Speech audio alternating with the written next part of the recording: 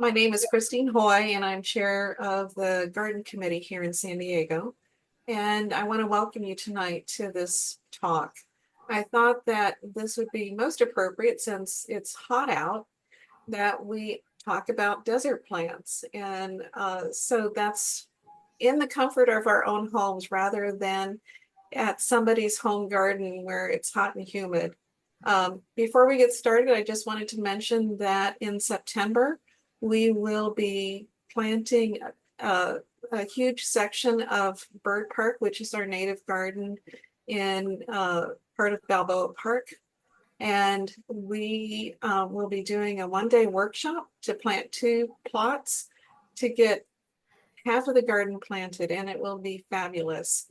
Greg Rubin and Leo Hernandez will be joining us to guide the workshop as into making dry stream beds, DG paths, selecting the right plants and why we're putting them where. And so there will be a ticketing fee to come join us, which includes lunch. But it's going to be a fun one-day event. And so we'll put information on the ticket link in the chat box. And I think Greg Rubin is on the call tonight too. So hello. All right. Back to introducing Don. He's like one of my favorite people because he knows a little bit of everything about a lot. And with his gardening experience of almost 20 years in his own garden in designing different habitats, it truly is an amazing garden. He decided to renovate his garden 10 years ago, which created the 5 habitat zones. And he also volunteers at the Batiquitos Lagoon and also Anza-Borrego State Park. He's kind of our resident desert plant expert that we always call on when we have a question. And Don was also on our native garden tour in 2014 and again on 2023. So Don enjoys gardening tremendously for his own personal enjoyment, but also for all the local wildlife that it attracts. So Don, I'm going to turn the talk over to you and let you start your presentation. Okay, thanks, Christine, and thanks for inviting me to give this presentation and letting me do it remotely. It's been a lot of fun putting it together. And so I want to start with how I know about desert plants. My wife, Sheila, and I bought a house in Borrego Springs in 2001, and it had minimal landscaping when we bought it. So I've spent the last 20 plus years trying out many plants to see which ones I could get to survive. And I have a pretty good feel for that now. But tonight I'm going to suggest which of those plants might do well on the coastal side of the mountains. I'm not going to go into a general discussion of the desert or desert plants because there are already very good videos out there that you can find on YouTube. So I'm going to talk about specific plants. And here's how I chose those plants. I picked plants that are native to the Sonoran or Mojave deserts of California or Arizona or northern Baja. I picked plants that are not excessively spiny or dangerous. And I emphasize excessively because most of them are spiny anyway, but I try to avoid the ones that are really lethal. And I picked plants that are at least theoretically possible to grow in cismontane San Diego County.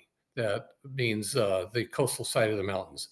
I ruled out species that are not available for sale from anybody as either plants or seeds, because it's just pointless to talk about those kind of plants because you'll never be able to find them. And my final point is, if in doubt, try it. It's worth a try. I can't guarantee that any particular plant will do well in your garden, but you never know unless you give it a try. A brief word about soil, and that word is sand. These plants all want fast drainage, so that means giving them sand, gravel, and rocks. If you want to try these plants and you don't already have sandy soil, you'll probably need to amend the planting area to at least a foot deep. The ideal would be to anticipate the ultimate size of the root ball of the plant that you have in mind and amend that whole area. A few of these plants will do well in a container, and that makes the soil business much easier. You may have already heard that you don't use organic mulch on desert plants, and that's very important. The best mulch for these plants is rocks. Desert plants like rocks on top of their roots, even more than chaparral plants. So include these as much as you can, and bigger is better when it comes to rocks. I'm going to start with talking about trees, desert trees. The first one is the smoke tree, Sorothamnus spinosus. Smoke tree is a member of the pea family, the Fabaceae. And in fact, most of the desert trees, not all of them, but most of them are in this family. Smoke tree is native to the Sonoran and Mojave deserts, including Baja. It's almost always found in sandy washes, so it's basically a riparian tree. To grow it, you will want to set up a replica of a desert riparian environment, meaning something like a channel or something resembling a stream bed with a lot of sand and rocks. It quickly develops a deep taproot, and for this reason, it needs periodic deep watering to help that taproot grow, and especially right at the beginning when the plant is small. And that in turn will help the tree to thrive over the long term. This tree is typically leafless in the desert. Like many other desert plants, it has a lot of chlorophyll in the stem, so it can carry on photosynthesis quite well without leaves. The tips of the stems are somewhat spiny, so use caution where you plant it. You don't want to plant it where it's going to be poking people all the time. It flowers profusely in the summer, and it'll produce a lot of seedlings if it's happy. It is not easy to find container plants of smoke tree for sale. Moosa Creek shows it in their inventory, but I looked this morning and they don't have any right now, but they may have some occasionally. Seeds are sometimes available from Theodore Payne, and I have grown it in Borrego Springs, but not in Encinitas, so I can't promise how it will perform outside the desert. But like I said before, it's worth a try. Next, we have the desert willow, Chilopsis linearis, or you may prefer to pronounce it Chilopsis. Either way is fine. It's not really a willow. It's a member of the begonia family, the Bignoniaceae. And like the smoke tree, it is found in sandy, rocky washes. So again, it's a riparian tree, and you'll want to create riparian-like conditions for it. It seems to possibly like even more rocks mixed in. It's found in the Sonoran and Mojave deserts, and also as far east as Texas. One of the major advantages of Chilopsis is that it's not spiny, because so many of the others are. It appears to be of tropical origin, so it really likes a lot of heat, and it does like water. The flowers are large and multicolored. It usually flowers in the summer, but the photo on the left in this slide was taken on November 28th, 2023. So the bloom time can be quite long if the conditions are right for it. However, it may behave differently outside of the desert. That's just one of those things still to be discovered. It's deciduous in the winter. So if you look at the photo on the right, it will look like that for a few months out of every year. So you need to consider whether that's okay with you for it to look like that. Like the smoke tree, it wants periodic deep watering. And then in the flowers, there are several color variants that are sold, including ones called burgundy, candy stripe, and Maggie's pink. These are all the same species, just different color selections. Moosa Creek lists these, and when I checked this morning, they had 4 15-gallon burgundies, but not the other colors. Container plants are also sometimes available from Tree of Life Nursery and Theodore Payne Nursery. Seeds are available from the CNPS-SD, that's our chapter's online seed store, and from Theodore Payne. The next tree is the blue Palo Verde, Parkinsonia florida. The Palo Verde is really an iconic tree of California and Arizona deserts. It's another member of the Fabaceae. It's fairly fast growing. It's usually found in drainages, but also sometimes in open desert and sandy, rocky soil. It will leaf out if adequately watered, but it'll drop its leaves at any time when it gets dry. Like smoke tree, it has chlorophyll in its stems, which is the origin of its common name. Palo verde means green wood, basically. The branches are somewhat brittle, so you need to watch out for this, but it tolerates pruning very well, so you can prune it however you need to. It likes lots of sun and heat, but it is being used successfully in some coastal areas. So we know it will work there, and it has spines, so again, use caution. The flowers on Palo Verde can be spectacular in spring, summer, or fall. It's popular with a variety of pollinators. The fruit are nutritious and edible by humans and also valued by birds, rodents, and other animals. There's a popular hybrid that's called Desert Museum, which has no spines, or at least very, very tiny spines, and somewhat more showy flowers. Both plants and seeds of the regular straight species are sometimes available from Tree of Life and Theodore Payne. Plants of Desert Museum are also sometimes available, but may require a little more searching by you to find them. Next, we have the Joshua tree, Yucca brevifolia. I think everyone knows the Joshua tree, which is pretty much limited to high desert areas. It's a true yucca, a member of the Agavaceae. It likes a lot of sun and hot weather in summer, but it can also tolerate some cold winter weather. It's slow growing, so don't expect anything like what you see in these photos right away, or maybe any time in your lifetime. They take a while to get big like this. I haven't personally seen it planted along the coast, but I bet there are some planted in various parts of San Diego. So again, it's worth a try if you want that desert look. I think it would probably do well anywhere east of I-15. A few people are doing more propagation of Joshua trees to counter the apparent decline in the wild. The last time I looked at Moosehead Creek's inventory, they had some.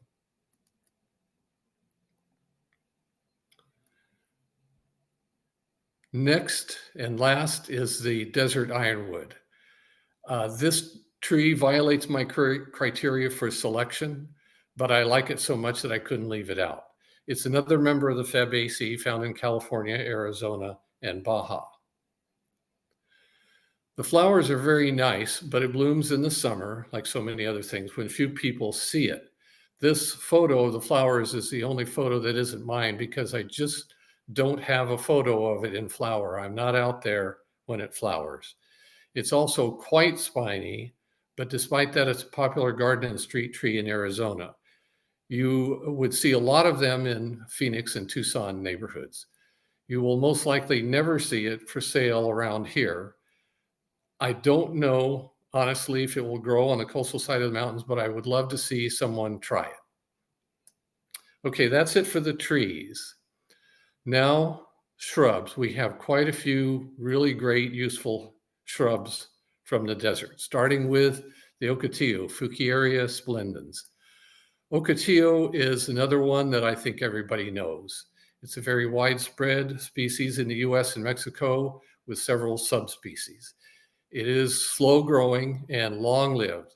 It likes a lot of rock in the soil and around on top of, not on top of the plant, but around on top of the roots. The left photo here shows what would be probably a typical garden size at maturity. In the wild, of course, they get much older or bigger. They get much bigger, but it takes a long time to get there. The flowers are, of course, beautiful. It leaves out about any time it gets water and then typically blooms in the spring. And hummingbirds love the flowers. I have one in Encinitas, and I know there are others around, so it seems to be quite happy in the coastal zone. And I have bought a couple in the past from Tree of Life Nursery. It can also be propagated from cuttings, but I should mention, of course, that you don't go out into public lands and Oh, take so it. not entirely sure which parts of it I go.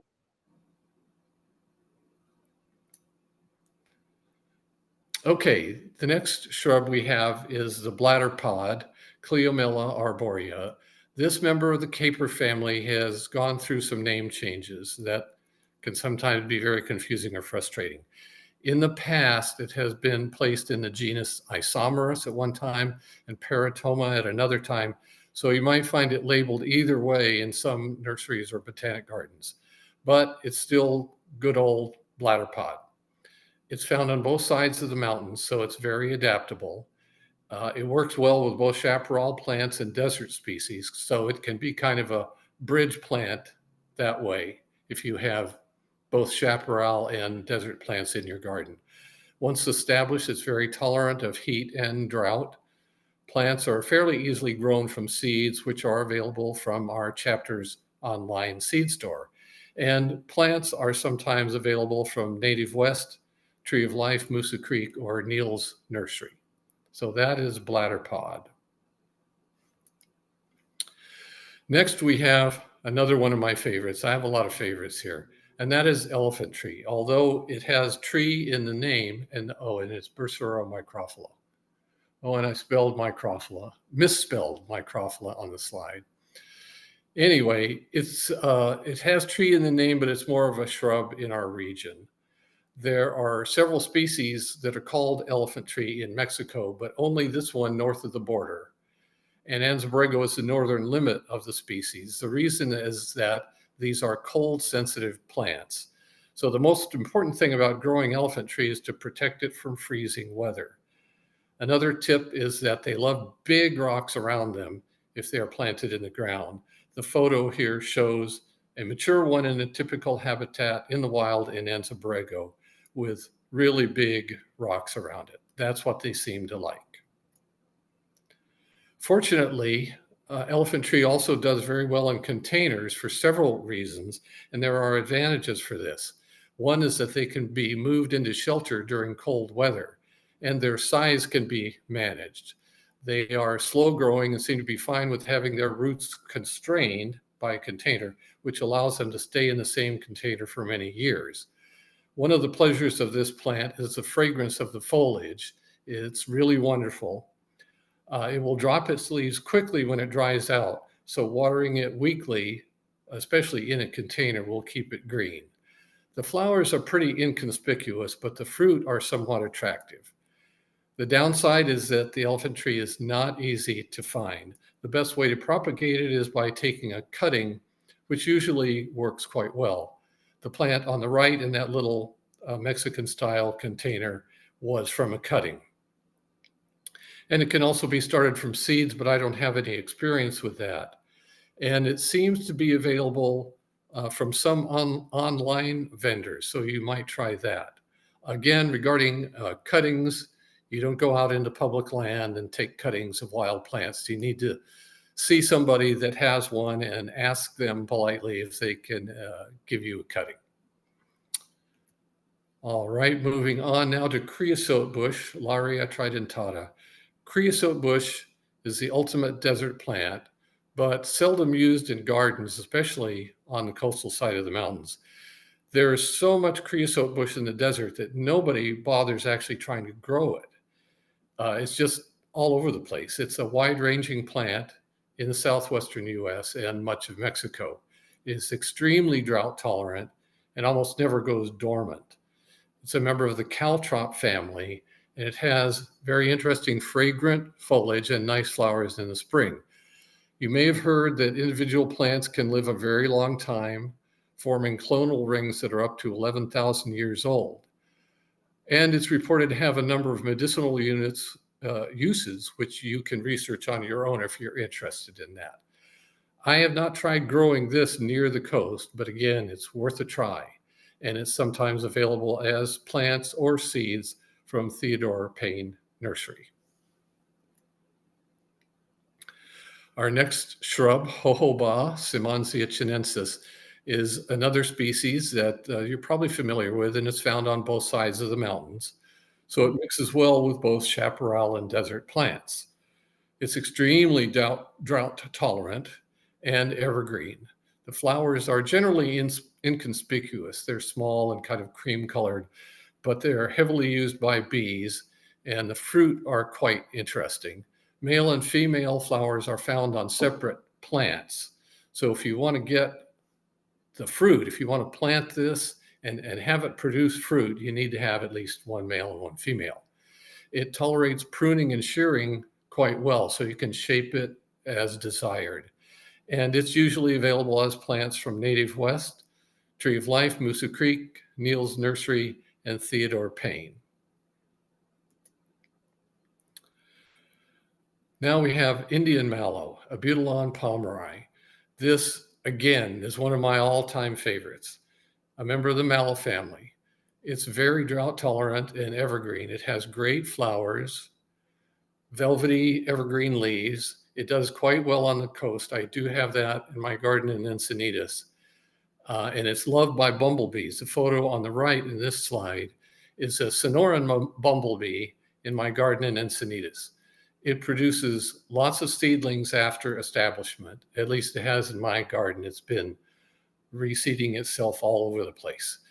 And it's available at a lot of nurseries. A side note, it really is an Arizona plant, but it's found in the wild in only one location in California, which is the Potrero area of Anza-Borrego. This population was found in 1941 by Frank Gander, and then it was lost because his description of the location was so poor. And so it was not found again until 2018. Oh, wow. Despite its rarity in California, it is planted very widely in gardens and performs quite well. So if you look at a map of like Flora, it will show you Abutilon palmeri all over the place, but it's not really native to any of those places except the Potrero Valley area of Anza-Borrego. Moving on. We have apricot mallow, Sphaeralcia ambigua.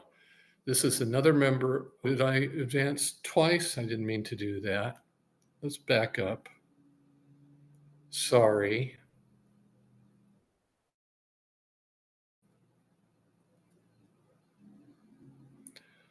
Well, now it's taking time to load. Okay. Another member of the mallow family, also known as desert globe mallow. This plant overall is somewhat smaller than Abutilon and somewhat more showy because the flowers are most often this bright orange. And if it's happy, it will flower profusely in the spring. And all of the mallows are popular with pollinators. The leaves on apricot mallow are very textured and interesting, making it visually appealing even when it's not flowering. The photo on the right shows a pink flowered variety that is rare in the wild. And there's also a pink or red flowered horticultural selection called Lewis Hamilton. Both the straight species and Lewis Hamilton are available at a number of nurseries, and seeds are sometimes available from our chapter's online seed store and Theodore Payne. Tuberosa, Justicia californica. You probably already know about this, and it's definitely a desert species in the wild, but it's been planted in coastal gardens for a long time, so it's all over the place already. It's super reliable, long flowering, and loved by hummingbirds. The common name tuberosa means hummingbird in Spanish. Because it is so popular, it is available from a lot of nurseries. So think about combining some of these plants together. If you want to have a desert look, think about combining tuberosa, apricot mallow, and or Indian mallow, and some of the others to get a really authentic desert look. There's also a yellow color variant of tuberosa in the wild. It's not a different subspecies or variety, just a color variant, but it's interesting because it's so rare. It's very rarely found for sale, but if you find one, don't miss the opportunity to buy it. And then also call me, text me, or email me so I can go get one. Next, we have desert lavender. This is a member of the mint family, the Lamiaceae. It used to be in the genus Hyptis, and you may find it labeled that way in some sources. It is usually found in sandy, rocky washes in the wild. Most often, I would say on the edges of the washes. So it doesn't need to be right in the middle of the wash. But generally the same type of habitat where you would find smoke tree, desert willow, and tuberosa. And these would make a very nice grouping together in a desert style garden. Desert lavender is a very nice shrub that really should be tried in more gardens. Its flowers are small but very pretty, great color. The leaves are smallish and an interesting gray-green color, and the whole plant has a very nice fragrance. The flowers are popular with many pollinators, and the plants are sometimes available from Moosa Creek and Theodore Payne. Now, here are two species in the same genus, both known commonly as fairy dusters. There's Calliandra californica and Calliandra areophila. You probably already know about the red-flowered Baja fairy duster. It's a very tough, hardy plant, extremely easy care, very drought tolerant, nice little dainty leaves, and it blooms just about year round. Doesn't need much water. It's already grown in a lot of gardens on the coast, so we know it works well. If you have one, or if you plant one in time, it will become a large shrub, but it's also fine with being cut back. So you can keep it to whatever size you need it to be. The other species, Calliandra areophila, in the photo on the right, not very visible. It's next to that cactus. It has pink flowers. It behaves quite differently. It's a much smaller plant overall. It tends to want more water. It doesn't flower quite as profusely. But on the plus side, it would be better suited to being grown in a container. If you're looking for something, a desert species to grow in a container, it would be very nice for that. And the pink flowers are interesting, even though they're maybe less showy than the big red flowers, but they're still very interesting and pretty. This one is not as readily available as Californica, but the plants of both species are sometimes sold at Tree of Life, Moosa Creek, and Native West. And seeds of both may be available from the chapter's online seed store. So those are the Calliandra species. Now we have California copperleaf, Acalypha californica. Copperleaf is a really interesting plant in the euphorbia family with a somewhat odd range. It's found primarily in the desert, but also in some of the cismontane foothills and valleys, as well as a few spots in Arizona and a bunch of locations in Baja. Many of the Baja locations are along the coast, so I think this suggests it should do well in San Diego gardens. It's an attractive kind of mounding plant, not super showy, but very nice. The leaves are small, they have scalloped edges with a red tinge, which makes them very interesting. The flowers are small but cute little clusters. It is usually evergreen, drought and heat tolerant, and not demanding to care for. One of the key things about growing it is that it really seems to need big rocks around its base, boulders if possible. Plants of copperleaf are sometimes available from Native West, Neal's Nursery, Tree of Life, and Moosa Creek. And seeds are sometimes available from Theodore Payne. Next, we have Apache plume, Falugia paradoxa. This plant is probably familiar to many of you. It is planted quite a bit in the coastal area, at least the coastal side of the mountains. It has a restricted range in the Mojave Desert in the wild, more widespread outside of California. It's in the rose family. Both the flowers and seeds are visually interesting. It is already in use in a number of San Diego gardens, so we know it will perform well on this side of the mountains. The leaves are small. The habit is open and airy if you're looking for that kind of look. In some areas, it occurs in openings in pine woodlands, so it seems to be very adaptable that way. Plants are sometimes available from Native West, Tree of Life, and Theodore Payne, and seeds are available from Theodore Payne.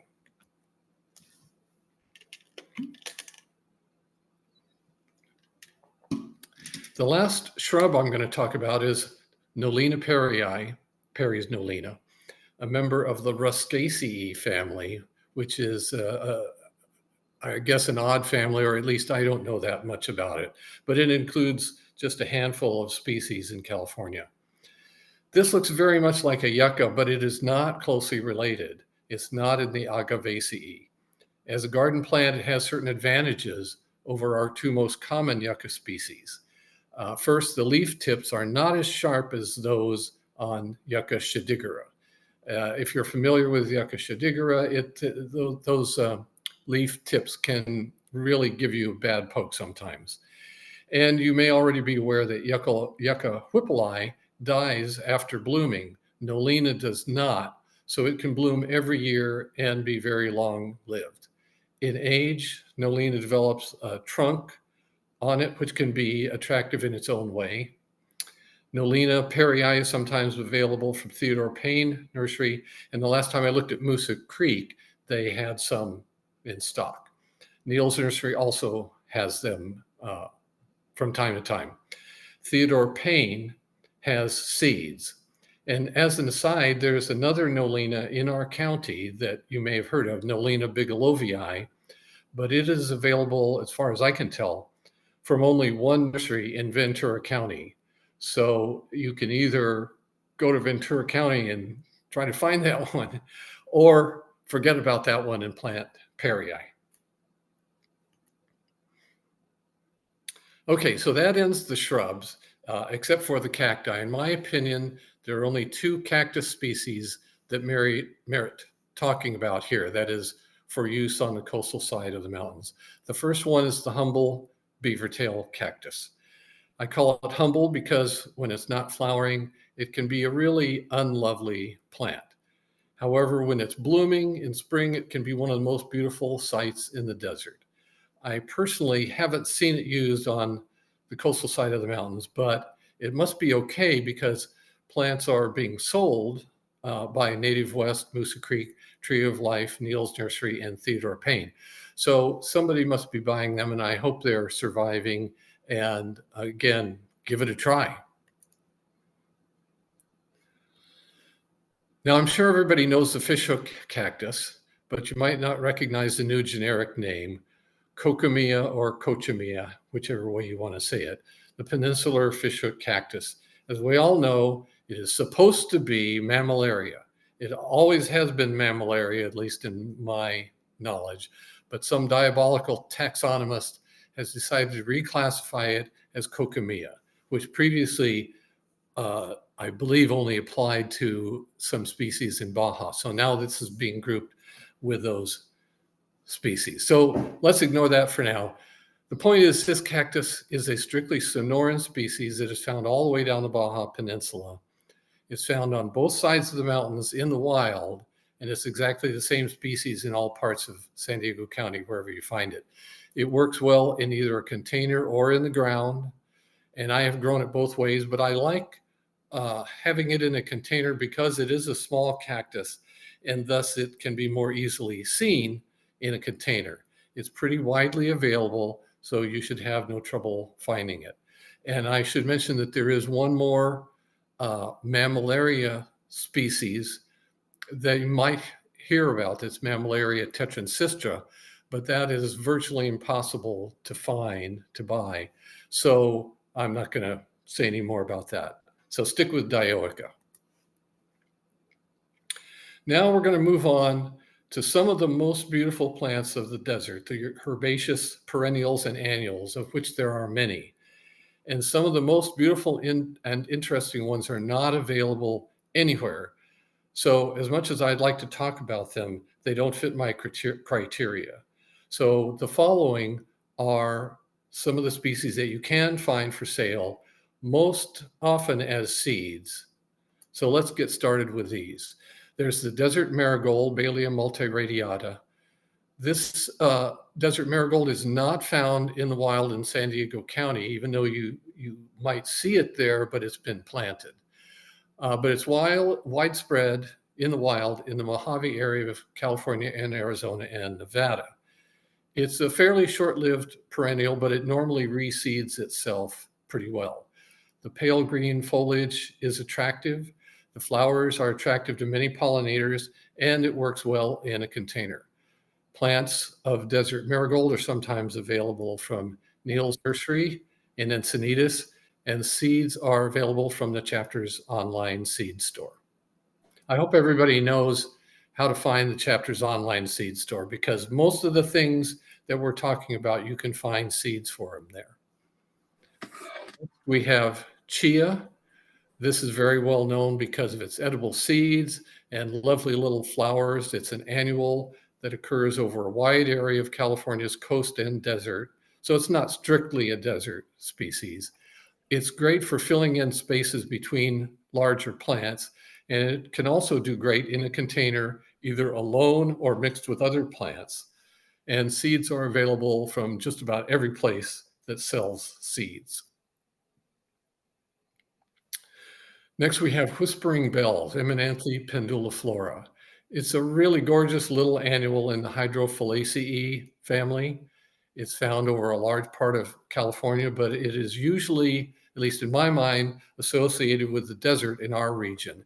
It really should be used more often in gardens, but the most likely reason it isn't is because it can be difficult to germinate.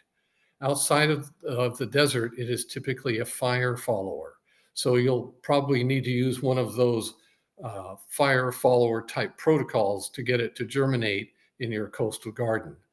It can do well in a container with other annuals like chia and many of the others. Seeds are sometimes available from the chapter's online seed store and Theodore Payne. The reason I'm saying sometimes a lot is because I can't guarantee that any of these places are going to have either plants or seeds when you go there to find them, but they list them, and hopefully if there's a demand for them, they will come up with a supply. And if any of you come up with a really good way to produce germination in whispering bells, let us all know. Next, we have Spanish needles, Palafoxia arida. This is a very attractive plant of the desert, not terrifically showy, but very nice. It's a tall and slender plant with just this smallish flower head on it. It's a member of the Asteraceae with only disc flowers that are quite pretty, especially when you see them up close. It's a plant that's meant to be looked at up close. Lots of pollinators like these flowers. As with chia and whispering bells, it can do well in a container or in the ground between other plants. It can do very well mixed together with other annuals or other shrubs. This is what they do in the wild in the desert. And seeds are available from the chapter's online seed store. Now we come to some phacelias. We have 4 species of phacelia to choose from. The first is Phacelia distans on the left, which can be found outside the desert, but is really at its best in the desert. It often likes to grow under creosote bush. If given adequate water, it will become a somewhat sprawling mass of flowers, not disorderly, but just a big mass of flowers. The color is typically blue, but it can range from dark blue to very pale blue or rarely white. If you have rabbits in your area, beware about planting this or any of these, because rabbits love to eat all the phacelias. The plant on the right is known as Canterbury bells. That's a common name that has been applied to all 4 of these that I'm going to talk about, but this is the one that it really belongs to. It is typically a deep royal blue with white dots on the base of the petals, but the dots are not always easily visible. It's a much smaller plant overall than distans, with fewer flowers, roughly the size of an average chia plant, but the flowers are gorgeous. It's best used in a dense patch to maximize the color impact, and then mixed with some other colors to give it contrast. Seeds for both of these species, distans and campanularia, can be found at the chapter's online seed store and at Theodore Payne Nursery. Our third Phacelia is minor, Phacelia minor on the left. The flower color and overall size and shape resemble campanularia. The difference is that the corolla tube for minor is much deeper than that for campanularia, as you can see in this photo. This seems to attract a different suite of pollinators, the ones that are willing and able to get in there deeper. As with campanularia, it's best used in a dense patch, either in the ground or in a container. The last of the four Phacelia species is Perrii, which is actually a chaparral species, not a desert species at all. But I had space on this slide that I needed to fill, and it's a very nice Phacelia, and I had a photo of it, so I included it. Perrii needs some pre-treatment to get it to germinate, which Lee Gordon can tell you about. I can't really repeat his method, but he can tell you all about how to germinate Phacelia perrii. Seeds of both of these species can be found at the chapter's online seed store and Theodore Payne. Next, we have desert dandelion. This is a cheery little annual that naturally grows in the wild along with the other annuals mentioned here. It's a member of the Asteraceae with only ray flowers. Like most of the others, it looks best in a mass grouping. It is fabulous with one of the Phacelias or a shrub such as apricot mallow. Now, notice the photo on the right, which is the leaves of Malacothrix or desert dandelion. At this stage, they look an awful lot like a weedy grass. So if you get seeds of this and put them out there in your garden, and then you're weeding, be careful not to pull up the Malacothrix seedlings by mistake, because they really, at this stage, do look an awful lot like a weed. Seeds of this species are available from the chapter's online seed store and Theodore Payne. And now my last species tonight is one that I just recently discovered as a container plant at Neil's Nursery in Encinitas. And right now that may be the only place you can get it in our area. The Jepson eFlora calls it violet twining snapdragon, but Cal Flora gives it the more charming common name of roving sailor. And I had never heard of this before. It's in the Plantaginaceae or plantain family, which includes snapdragons. And so the botanical name is Morandella antirhiniflora. In California, it's found only in a small part of the Mojave Desert in San Bernardino County. That is in the wild. But I believe it will do well in other areas, but it needs to be tried. It was really a mistake for me not to buy two of these. I bought one, but I should have bought two so I could plant one in Encinitas and the other in Borrego Springs. Since I have never grown it before, I'm eager to see how it will perform. But you can see that it has very pretty little snapdragonish flowers. All right. I know that was a lot of species to go through, but that's all I have tonight. I hope you found it useful, and I'd be happy to answer any questions now.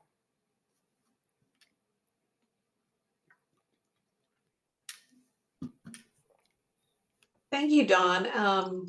Boy, who would have thought? You had some new ones that I hadn't heard about before. That's good. Yeah, so thank you for that. For those of you who have questions, you can either raise your hand and turn your video on to ask your question, or you can type it in the chat box down below. The other comment I wanted to make is that a lot of these desert species are available to look at our Point Loma Native Garden. This garden is 2 acres large and has been in existence for almost 30 years. So if you want to see jojoba that is taller than 6 feet, this is a great place to go look at it. Al Field, one of our garden committee members, is the caretaker for this garden. It is managed by the city of San Diego and the San Diego River Park Foundation. So well worthwhile coming to visit.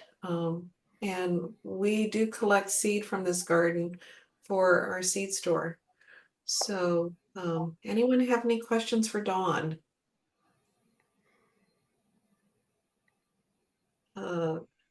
Okay, from Patricia Evans. She's from San Francisco Bay Area and grows several species that you mentioned, Dawn. Which ones are definitely not frost tolerant? We cannot grow ocotillo, for example. Yeah. Now, since I have never lived in an area where frost or extreme cold has been a problem, so I don't know what it's like, and I haven't tested any of these plants that way. I think basically everything needs to be tried to find out what's going to happen. But we do know that the bursera is very cold intolerant, and the ones that are from the lowest low desert are probably not very cold tolerant. The ones from the Mojave are going to be more cold tolerant because they do have colder winter temperatures there. Okay, Greg Rubin has a question. Yeah, hi guys. Great, Don. Great presentation. I loved it. Thanks, Greg. I love that you had the Miranda at the end, or what are they calling it this week? Marandella. Marandella. Yeah. Okay. That is a fantastic little tiny vine, and it's great on like chain link fences and stuff. And I just want to let you know that I've used virtually all the plants in this program tonight, and right along the coast: La Jolla, Carlsbad, Encinitas, no problema. That's great. It things kind of like, it's really weird because you'll actually see some of these species along the coast natively and then turn up again out in the Sonoran Desert, And we even have things like the Frankenia, which is the marsh heather, suddenly show up again in the wetter alkali flats in the middle of the desert. So Yeah. there's a lot of commonality actually between coastal stuff and desert species. So we just planted today in Poway, just planted a Maggie's pink Chelopsis, Spheralcia, and a plant that you may or may not be familiar with. It's really great. It's called Angelita daisy. Oh, yeah, I have heard of that. It's Tetraneurus aucalis, and it looks like a sea pink, like a sea thrift, with yellow daisies all over it. Yeah. And it grows like in Granite Hills Preserve in Mojave. I mean, it's tough as nails, but it looks so delicate. So I just throw it out. And the Baileys, we used a lot of the desert marigold. It's a wonderful plant. And it's funny, if you plant them next to the pathways because they hate mulch. So they'll actually seed in, come up all along the edges of the pathway in the DG. Oh, yeah. So anyway, I just That's wanted to thank you for this. And I just want to confirm that with the exception of maybe Bursera, I've had a lot of problems with Sorothamnos. Just about everything else we've used right along the coast without any issues whatsoever. great. That's it.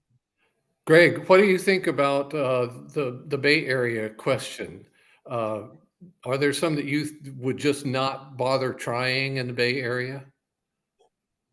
I think you're right on the money by saying low desert species can be a little more difficult. Yeah, like the person said, Ocotillo just kind of melts down. Yeah. Acalifa might be a little sensitive, the copperleaf, but it covers Twin Peaks Mountain in Poway. Okay. So really wonderful, super wonderful plant. I'm trying to think if there's anything else that I've had really melt down on me. I can't think of many. I mean, really, even Palo Verdes will grow up there. And yeah, just some of the more refined things like the Bursera and that, which I haven't even tried, and the Sorothamnus, I've never been able to get that to work. But yeah, so I think most of these would actually tolerate it. Dahlias might get a little weird on you, but they might get burned back a little bit, but they would usually come back. Yeah. Okay. Thanks, Greg. All right. Thank you. One question that I have, I kind of know the answer, but I think it's worth mentioning is when you're incorporating these desert plants into your garden, what is the best top dressing for them other than rocks? Well, it actually is rocks. I mean, Okay. don't say other than rocks because it is rocks. Rocks, it can be cobblestones. It could be pea gravel. It could be boulders or, bowling ball size rocks, whatever, but not organic mulch. That's the main thing. No gorilla hair, no chipped wood product or anything like that. It's got to be inorganic. Perfect. John Brooks has a question about where he can find Ocotillo. I'm not sure if he lives here in San Diego or somewhere else. Yeah, I have bought it before at Tree of Life. So again, I can't say whether they have any right now, but I know they've had it before. And you could try the others like Native West or Justin, did you have something to add there? In terms of availability, I've been looking at the wholesale list that all across Southern California, and there's a lot of desert species that are very popular and just not available at the wholesale level, I've found. That's maybe because they're going into more popular gardens, people are trying them out more, they're being recommended by xeriscaping. But try retail and keep looking. You may find in the oddest of places, you haven't mentioned Las Politas. And when I was up at Las Politas just a few months ago, they did have quite a few desert species. And so that might be worth it in a trip to San Luis Obispo. And just because you can't find them on the wholesale lists online, keep looking at retail because that's where a lot of nurseries are trending towards because they're really looking forward to getting that extra, basically double what they're getting out of the wholesale. Thanks, Justin. Kristen, I'm sorry, Olafson would like to know the watering schedule to establish new plants. Once a month or more frequently? I think it would be basically the same as what you would do for chaparral plants. All of these plants, when they're young, they like plenty of water to get started. For instance, the annuals in the desert, they don't germinate unless they get a pretty hefty amount of rain in one event to get them started off, and then some continuing rain periodically after that. So I would say basically the same as what you would do for chaparral plants. A bunch at first, followed by weekly or every other week for a while, and then tapering off. Ultimately, the bigger shrubs and trees, you would not need to irrigate at all after a while. But that would take a couple of years to get to that point. Okay, and Greg Rubin has a question. I just wanted to add to that. We just planted a bunch of desert plants today, right? So, we plant all year long and desert plants piece of cake in summer, but you do have to water them more. So usually we're watering, depending on location, to start them in like this horrific weather today. We're going to set up at every 3 days and then wean it out to about once a week by winter and then shut the thing down in winter. Because one thing about desert plants is they do not like winter irrigation. That's one difference between the desert plants and this side of the mountains. But they do tolerate drip system pretty well in general. And I theorize that it's probably because they get all kinds of monsoonal rain during the summer. Right. So they're used to that, inundation. And as long as they have drainage, most of them can take a tremendous amount of water if you accidentally overwater them. But anyway, so yeah, usually the final setup is mostly summer watering about once every 10 to 14 days, depending on where you're at. Thanks, Greg. Okay, Patricia Evans mentioned one plant you didn't mention is Encinitas farinosa, which is so beautiful, Oh, tolerates yeah. the frost. Yeah, I probably should have had that on the list. But Encilia californica it's the coastal species, and it's a really great one. But there's no reason why you couldn't have Encilia farinosa also. And so that one just slipped my mind. It should have been on there. Okay. I don't know if this is entirely correct. You and Justin may know, but I understand that you can't mix uh, um, the farinosa with the California Encilia, something about cross pollinating and sort of I don't know, doing something with the species. You know what I'm talking about, right, Justin? I do. Do you want to take that, Don? Well, I know that they will cross, and they probably do it. There aren't very many areas in the wild where they actually come together, where there would be natural crosses. But Caltrans has put a lot of farinosa around in different spots along the freeways, and other people have planted a lot of farinosa in different places, or hydroseeded with the seed. So it's already out there, and hybrids are probably resulting from that anyway. So I don't see a big issue with if you want to mix them together in your garden. If it's a kind of a typical urban or suburban garden, there's not going to be, I don't think, a great danger to wild populations of Californica. That's my view of it. Yeah, and I'll just add a little bit that I was growing Encilia californica in my yard, and my neighbor lovingly put in a fantastic native garden in his. I use Encilia californica, he Encilia farinosa, and so the seeds that came off of it started to produce the hybrids. It's a bluer version of farinosa with larger leaves, slightly larger flowers. It does not go as dormant as readily as farinosa, and it's a fantastically beautiful plant. Now, as the viability of the seed off of the hybrid, I can't say. I haven't done much germ tests, but I do find them to be native weeds where they'll get quite large in the yard. So if you're mixing the two, it's great for gardens. Just heads up that it'll try and take over. And Greg Rubin mentions that Encilia farinosa aggressively crosses with Californica, so I would avoid planting farinosa at the edge of wild areas, which makes good sense. Yeah.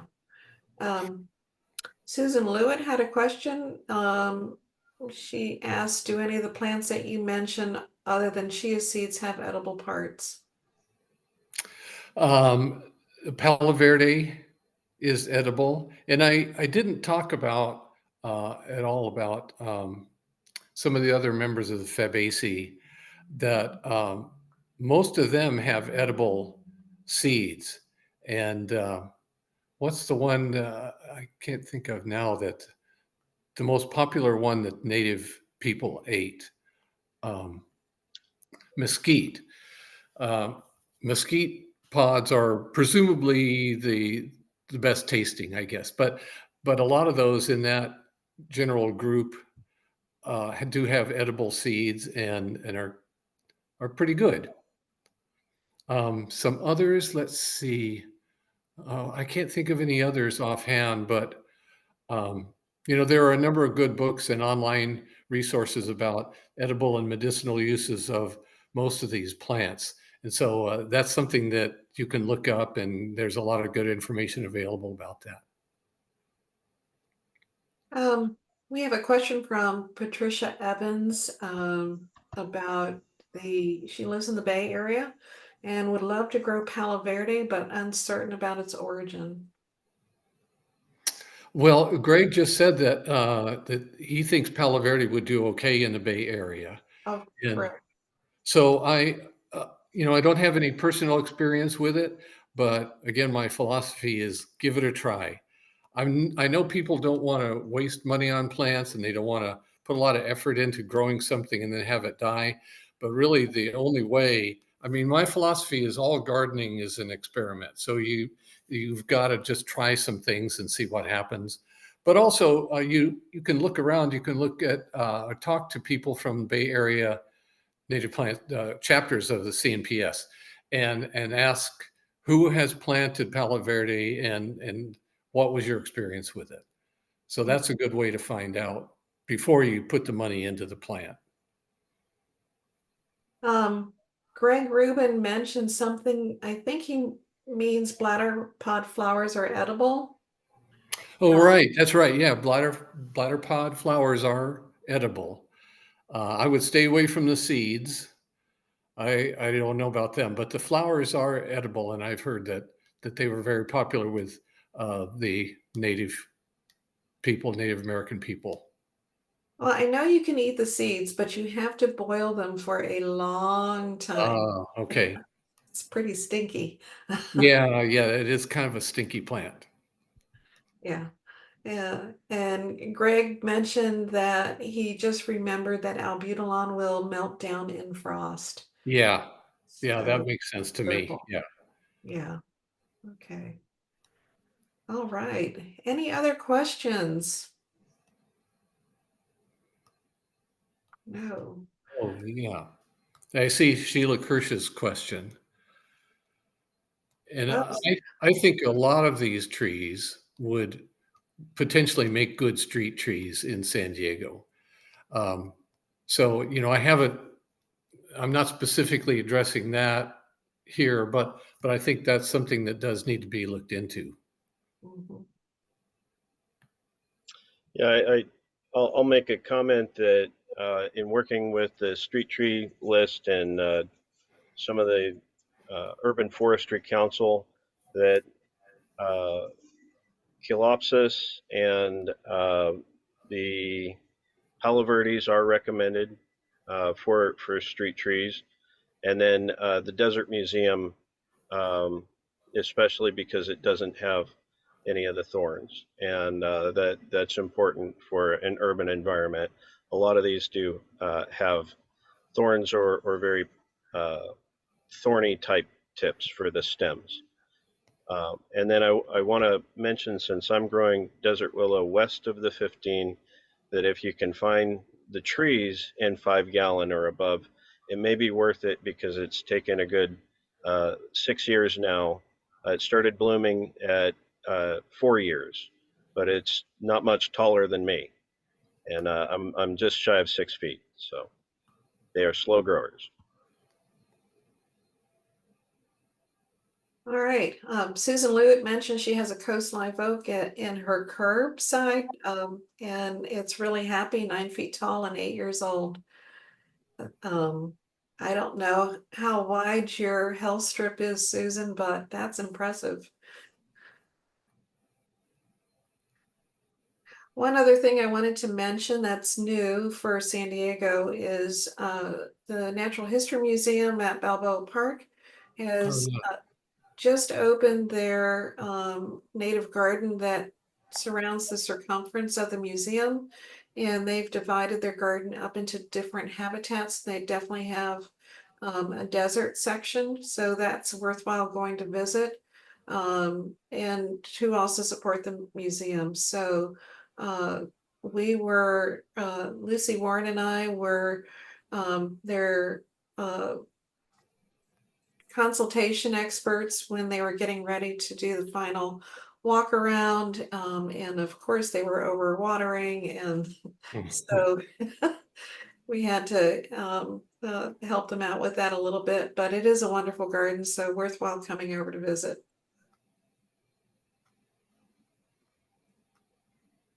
Okay, well, I think that we are going to wrap this up. I think the questions, we've answered pretty much all the questions. So Greg Rubin has a comment. Chalopsis is a good street tree. Yay. Hang those in there. I have 2 of them planted in large urns in my backyard, and they're doing very well. Oh, it's repeat the name of the museum. It's the Natural History Museum at Balboa Park. And the front side faces the huge fountain that's in the courtyard. The back side faces the huge Morton Bay fig tree that is ginormous and has a fence around it. So anyways, just come on down to Balboa Park, and easy to find. And Justin is typing away. There we go.